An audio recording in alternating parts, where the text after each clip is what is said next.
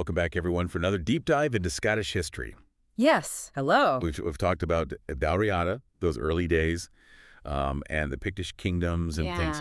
And things are about to get really interesting because today we're going to be focusing on how those groups merged to create Alba, Right. the forerunner of modern Scotland. Mm. I'm super excited to get into this because this is where like a lot of the what we think of as Scottish today, it really starts to solidify. It's amazing to consider how much of what we think of as Scottish, today stems from this period. It really is. And you know me, we're going to get into the nitty-gritty here. Absolutely. We're not just talking about kings and battles, right? Although, those are part of the story. Yeah, of course. But we're also going to explore what daily life was like in early Alba, like from the food they ate to the gods they worshipped. Right, yeah. So like really trying to get a sense of what it was like to live in that time. That's key to understanding any historical period, I think. Yeah. The big events are important, but so are the lives of everyday people. I totally agree. Totally agree. Okay, so to set the stage here, by the 800s AD, the Picts were really like a dominant force in eastern and northern Scotland. Right. While the Scots, also known as Gaels, held sway in the west.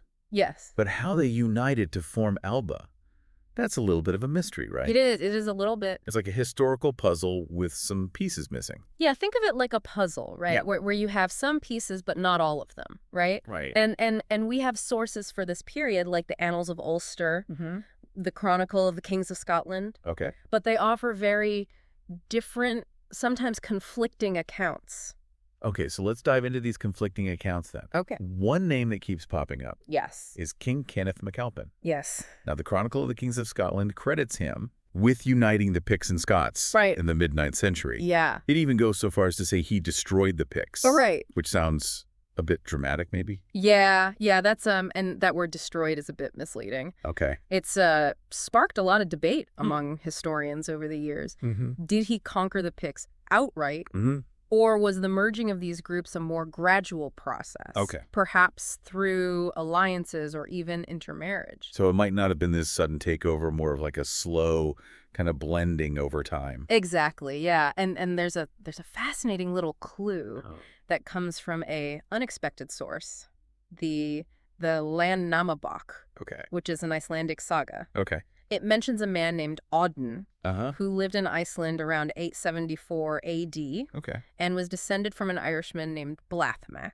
Okay. Now, this suggests potential intermarriage between Gaelic and Pictish nobility, even before Kenneth MacAlpin. Wait, so an Icelandic saga is shedding light on Scottish history. Yeah, isn't that fascinating? That's incredible. Yeah. What does that tell us about the relationship between these groups? Well, it challenges the idea that Kenneth MacAlpin single-handedly created Alba, right? Yeah. It suggests that there were already connections, relationships, possibly alliances forming between the Picts and the Gaels. So maybe it wasn't about one king conquering another, but rather a more complex process of cultural exchange and integration. Exactly. Maybe more of like a partnership. More of a partnership, yeah, absolutely. See, this is why I love history. Yeah. Always more to discover. Always more. So regardless of how it happened, a new kingdom did emerge, Alba. Yes. And that is a huge deal. It is. This laid the groundwork for the Scotland we know today. It does, absolutely. But what did this new kingdom look like? Yeah. Who held the power in this new kingdom? Yeah. What were the spiritual beliefs of the people? Right. And perhaps most importantly, what was daily life like for the average person? Yeah. In Alba. Okay, so much to unpack here. So much. Let's start with power. Okay. Was it all about the king, or were there other players in the game? Well, kings were certainly powerful. Yeah. But their authority wasn't absolute. Okay.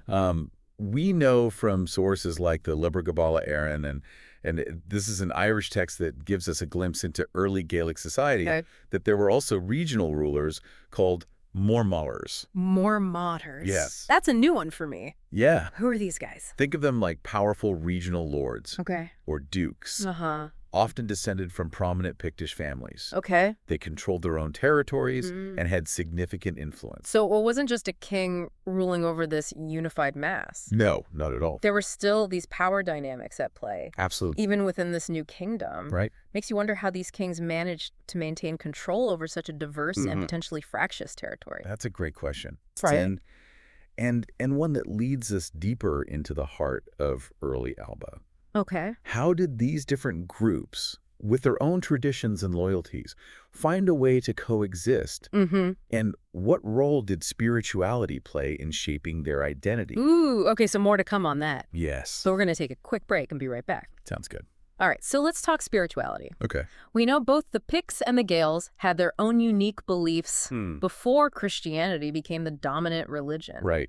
What can you tell us about their old gods and rituals? Were they similar to Norse mythology? Well, that's where it gets really intriguing. Okay. The Picts especially are a bit of an enigma. I mean, they left behind these incredible symbol stones with, these swirling knots and mysterious creatures. Yeah. But their exact meaning is still debated by scholars to this day. So frustrating. Like, they left us this coded message. All right. And we're still trying to decipher it. I know. It's like history just loves to tease us sometimes. I know. Leaving us with more questions than answers. Yeah. But at least we have some written sources about Gaelic beliefs from Ireland, right? We do, yes. That should give us some clues, at least. Absolutely. Yeah. Those Irish sources, like the Lebre Gabála Éireann, tell us that the Gaels believed in a complex pantheon of gods, similar in some ways to the Greek or Roman pantheons. Okay. They also believed in these powerful nature spirits. Okay. And placed a strong emphasis on ancestral connections. So they had this really rich spiritual world. Oh, very much so. Filled with all these gods and spirits and stories of their ancestors. Yeah. So how did the arrival of Christianity impact those beliefs? Yeah. Did they just abandon their old ways overnight? Well, not quite. Okay. Change rarely happens that quickly. That's true. We see evidence of a kind of blending of beliefs. Okay. Where pagan practices were adapted to fit within the Christian framework. So they kind of found a way to bridge the gap between the old and the new. Exactly. Instead of a complete break, it was more of a gradual merging. More of a merging, yeah. And it wasn't just about spiritual beliefs either. Yeah. The coming of Christianity brought with it new forms of social organization, new centers of learning, even new artistic styles. So religion really kind of brought about broader cultural shifts. It often does, yes. Okay. Yeah. Okay. Well, we've covered politics and religion. Right. But I'm curious about the economy. Okay. Was it all just subsistence farming? Oh. Or were they trading with other regions? Well, they definitely weren't isolated. Okay. Archaeological evidence points to trade networks. Connecting Alba to other parts of Britain, Ireland, and even continental Europe. So what were they trading? What goods were prized in early Alba? Think raw materials like wool, hides, timber, and even things like salted fish or preserved meats. Okay. They might have traded handcrafted goods, too. Okay. Metalwork, pottery, things like that. In return, they were getting what?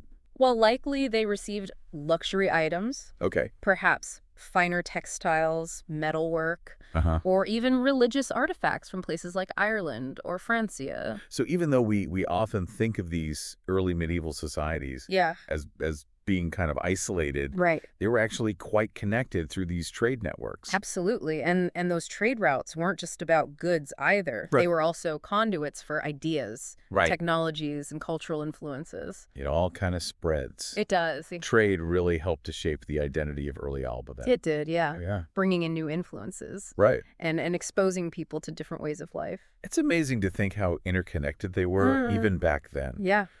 But what about daily life for, like, the average person in Alba? Right. What did they eat? What did they wear? Yeah. What did they do for fun? It probably wouldn't have been easy. Yeah. Life expectancy was shorter back then, and many people would have been engaged in agricultural labor. Yeah. Diets likely consisted of grains like barley and oats, vegetables they could grow themselves, and whatever meat or fish they could obtain through hunting, fishing, or raising livestock. So not exactly a gourmet lifestyle. No. But they weren't just working all the time. Right. Oh, of course not. Do they have any forms of entertainment or leisure activities? Of course, humans are social creatures, and they find ways to express themselves and have fun in every culture.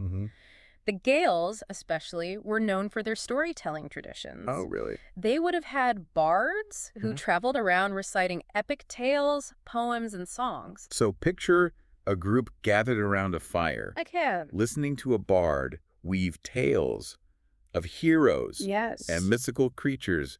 It's a way to escape the hardships of daily life, you know, and connect with something larger than themselves. Definitely, yeah. And we can also imagine people playing games, making music, celebrating seasonal festivals. Right. Life wasn't all toil and hardship, you know? Yeah. They found ways to find joy and meaning in their world. This has been fascinating. Yeah. We've seen how a new kingdom emerged. Right. Explored their beliefs, their work, their leisure. Yeah. It really paints a picture of early Alba. It does. But, you know, there's one more element we haven't touched on yet. There is, yes. One that would have a profound impact on Alba's future. A huge impact. Wait, you're talking about Vikings. The very same. Oh, I knew we couldn't escape those Norse raiders forever. No. I can't wait to hear more about their impact on Alba. Yeah. But that, my friend, will have to wait for our next deep dive. It will. Okay, so Vikings. Let's talk about them. Yes, let's. What did their arrival mean for Alba? Were they just raiders and pillagers? Or was there more to their story? It's easy to think of Vikings as simply barbarians. Yeah. Bent on destruction. Right. But their impact on Alba and on much of Europe really was far more complex than that. They were skilled seafarers, traders, and even settlers. So not just about smashing and grabbing. You're not always. No. Okay, so their motives varied. They did, yeah. Some wanted riches, some wanted land. Right. Some were definitely interested in raiding monasteries and coastal settlements for quick riches. Yeah. But others were looking for new lands to settle, for trading opportunities, or even for alliances with existing powers. So it's like they weren't this monolithic group. Exactly. There were different Viking groups with different agendas. Absolutely.